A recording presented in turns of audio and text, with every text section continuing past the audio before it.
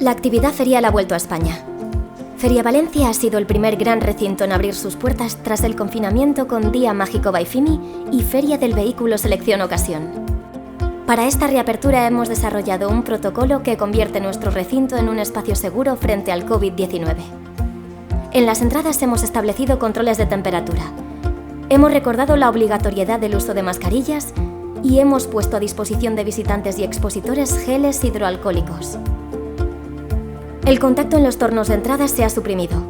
Se ha colocado señalética para la gestión de colas, al tiempo que se ha potenciado la gestión sin papel y el uso de mamparas.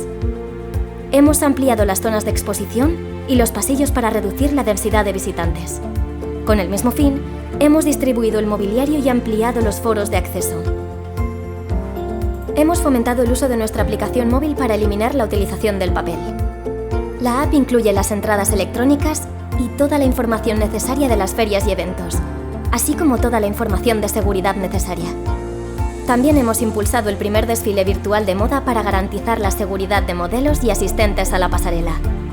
Las medidas higiénicas se han potenciado de forma general en el recinto, con la disposición de geles hidroalcohólicos, sistemas de renovación del aire y limpieza y desinfección intensivas.